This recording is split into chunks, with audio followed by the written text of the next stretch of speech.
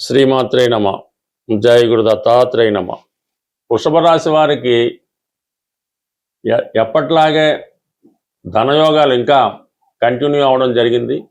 పర్టికులర్గా ఈ వారంలో రాశి అందే కుజగ్రహ సంచారం, సప్తమ వ్యయాధిపతిగా కుజుడు రాశి అందు సంచరించినప్పుడు జాతకుడు ఏ పైనైనా అత్యంత ఉత్సాహంతో ప్రారంభించడం జరుగుతూ ఉంటుంది. ఆ పని ఆలస్యం అయినప్పుడు ప్రతిదానికి కొంత ఇరిటేషన్ అవ్వడం, తొందరపడి నిర్ణయాలు తీసుకోవడం కాకుండా నిదానంగా జాగ్రత్తగా ప్రతి పని ప్రారంభించడం వల్ల మీ పనులన్నీ కూడా అత్యంత లాభసాటిగా పూర్తయ్యే అవకాశం ఉంది. భూముల వల్ల, స్థిరాస్తుల వల్ల ఉన్నటువంటి ఇబ్బందులు ఏమైనా ఉంటే అవి చాలా వరకు పరిష్కారం అయ్యే అవకాశం ఉంటుంది.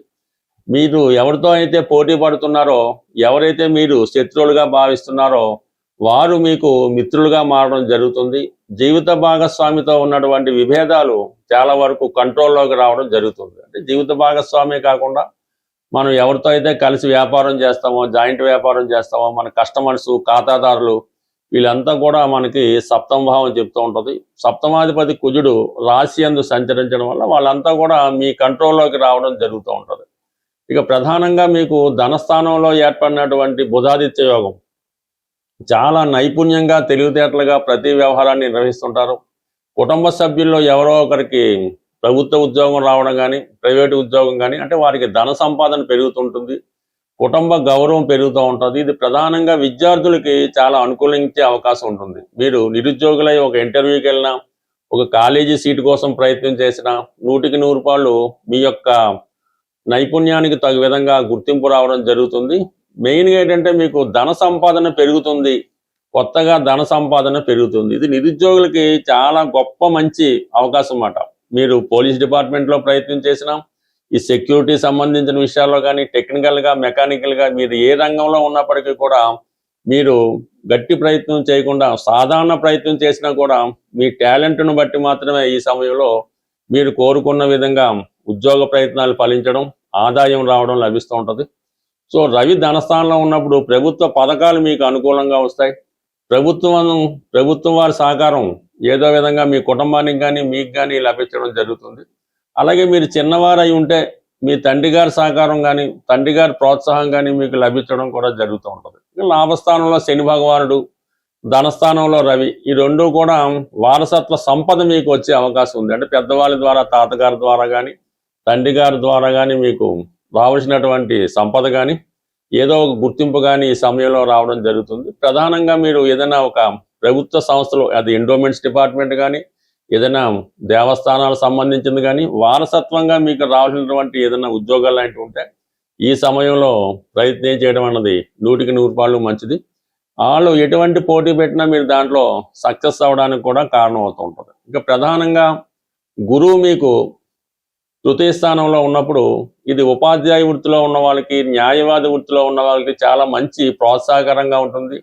మీ సలహా సహకారంతో ఇతరులు కొంత అభివృద్ధి చెందే అవకాశం ఉంటుంది. బట్ ప్రధానంగా మరి లాభస్థానంలో ఉన్నటువంటి శని భగవానుడితో పాటు లాభాధిపతి గురువు మధ్య ఏర్పడినటువంటి ఈ కోణ దృష్టి కంప్లీట్గా మీకు అది ఆర్థికపరమైన లాభాన్ని, అంటే ధనకారకుడు గురువు, అటువంటి గురువు ధనస్థానాన్ని వృత్తికారకుడు అనేటువంటి శని భగవాను మీద చూపిస్తున్నాడు. అంటే భాగ్య రాజ్యాధిపతి లాభస్థానంలో ఉంటూ మరి లాభాధిపతి లాభస్థానాన్ని వీక్షించడం అనేది ఒక అద్భుతమైనటువంటి ధనయోగం ఏర్పడింది. ఈ కారణం వల్ల మీకేమవుతుందంటే ఉద్యోగంలో ప్రమోషన్ రావడం కానీ, కొత్త ఉద్యోగ ప్రయత్నాలు రావడం కానీ 100% జరిగే అవకాశం ఉంటుంది. ఇవన్నీ అనుకూలంగా ఉన్నప్పటికీ కూడా రాష్ట్రాధిపతిగా ఉన్నటువంటి శుక్రుడు చతుర్థ స్థానంలో కేతువుతో కలిసి ఉండడం వల్ల ఈ రాశిలో ఉన్నటువంటి స్త్రీల యొక్క ఆరోగ్య విషయంలో కొంత ఇబ్బంది ఏర్పడుతుంది. దగ్గర బంధువులతో విరోధాలు లాంటివి ఏర్పడుతూ ఉంటాయి. ఆర్థిక పరంగా చాలా విపరీతమైన టైట్ ఏర్పడుతూ ఉంటుంది. చేసే ప్రతి ప్రయత్నం ఏదో ఒక రకంగా వాయిదా పడడం కానీ, మధ్యలో మీరు డ్రాప్ అవడం కానీ జరుగుతూ ఉంటుంది. ఈ వార ప్రారంభంలో గ్రహాలన్నీ కూడా 4-10 స్థానాల మధ్య ఉండిపోవడం వల్ల, అంటే రాహుకేతుల మధ్య ఉండిపోవడం వల్ల అటు వృత్తిపరమైనటువంటి స్ట్రగుల్ ఏర్పడుతుంటుంది. గృహ సంబంధించిన విషయాల్లో కొంత ప్రశాంత వాతావరణం లేకుండా ఏదో విధంగా కన్ఫ్యూజ్ ఏర్పడటం జరుగుతుంటుంది.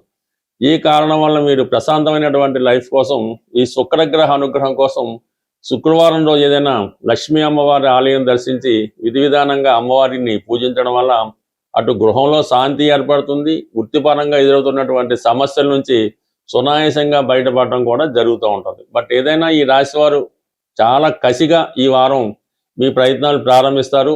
ఆ విధంగానే సక్సెస్ కూడా పొందడం జరుగుతుంది. ప్రధానంగా ఈ వారం యొక్క గ్రహస్థితి మనం పరిశీలించినప్పుడు ఇంచుమించు ఈ నెలాఖరు వరకు పర్టికులర్గా ఈ వారం శుక్రగ్రహం కేతువుతో కలిసి సంచరించడం వల్ల ఇది ప్రతి రాశి వారికి వర్తిస్తూ ఉంటుంది అన్నమాట. ఇది ప్రధానంగా ఆర్థిక పరంగా తీవ్రమైనటువంటి ఆర్థిక ఒత్తిడి ఏర్పడడం జరుగుతుంది. స్త్రీలతో విరోధం రావడం జరుగుతూ ఉంటుంది.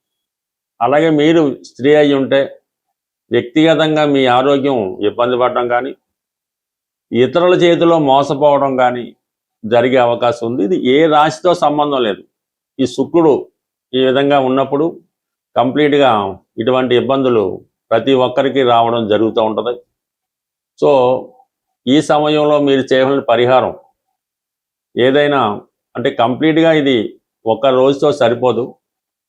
శుక్రవారం ఒక 6 శుక్రవారాలు కంటిన్యూగా చేసుకోవలసి ఉంటుంది.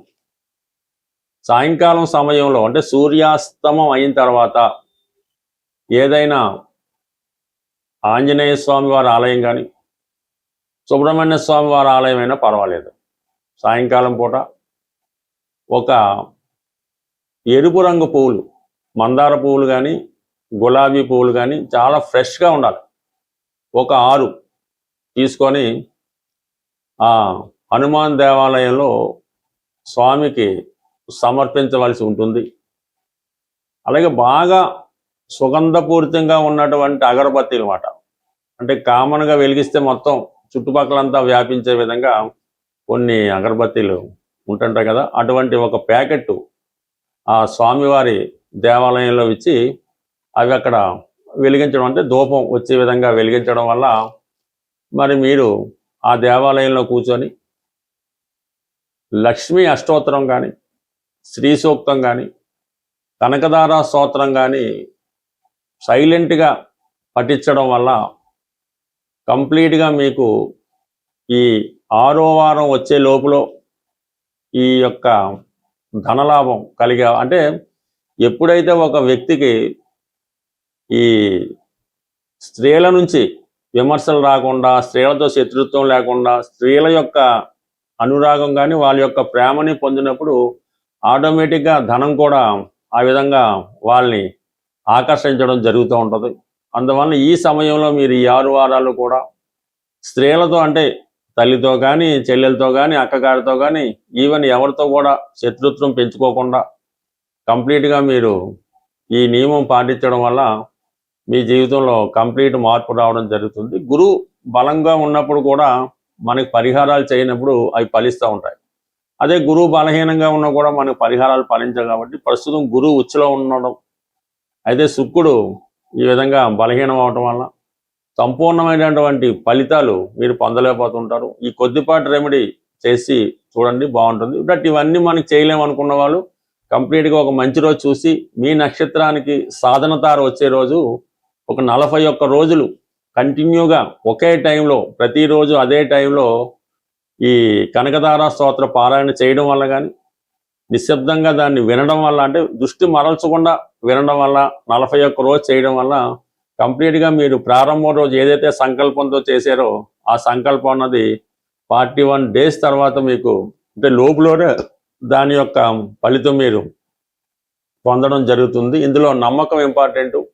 బట్ ఏదైనా మీ గృహంలో ప్రతి శుక్రవారం లక్ష్మీ అమ్మవారి ఫోటోకి ఎరుపు రంగు పూలతో అలంకరించి వెండి గ్లాసులో, అంటే వెండి పాత్రలో పాలు నైవేద్యంగా పెట్టి అందులో కొద్దిగా బెల్లమో పటిక పందారు వేసి ఆ ప్రసాదాన్ని మీరు తీసుకోవడం వల్ల కంప్లీట్గా మీకు ఈ గృహంలో ఉన్నటువంటి ఆర్థిక సమస్యలు కంప్లీట్గా తొలగిపోవడం జరుగుతుంది. ఒకటి చిన్న విషయాన్ని మీరు గుర్తుపెట్టుకోండి, మీ కుటుంబంలో మీ గృహంలో స్త్రీలు ఎంత సంతోషంగా ఉంటే మీ ఫైనాన్స్ పొజిషన్ అంత ఇంప్రూవ్గా ఉంటుంది. స్వస్తి.